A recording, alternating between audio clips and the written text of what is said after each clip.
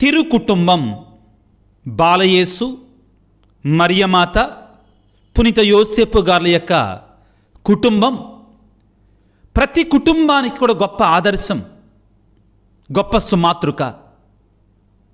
ప్రియులారా, ఎప్పుడైతే ఒక కుటుంబములో ప్రేమ, ఆదరణ, శాంతి, సమాధానాలు ఉంటాయో ఆ కుటుంబం ఒక పరలోకంలాగా కనబడుతుంది, ఒక దేవాలయములుగా మారిపోతుంది, ఒక ప్రేమాలయముగా మారిపోతుంది. దాని అర్థం కుటుంబాలలో కష్టాలు రావు, కుటుంబాలలో శ్రమలుండవు, సవాళ్ళు రావు అని చెప్పటల్లా. అన్ని రకాల సవాళ్ళు బయట ప్రపంచంలో కంటే కుటుంబంలోనే ఎక్కువగా వస్తాయి.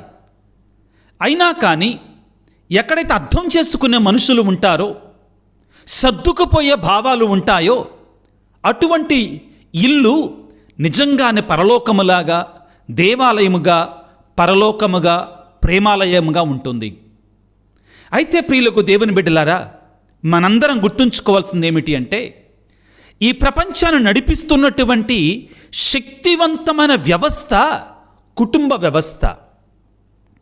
ఈ ప్రపంచానికి ఒక యాంకర్ లాగా, ఆ పెద్ద ఓడను కూడా సక్రమముగా నిలబెట్టేటువంటి ఒక యాంకర్ లాగా పనిచేసేటువంటిది ఈ కుటుంబ వ్యవస్థ.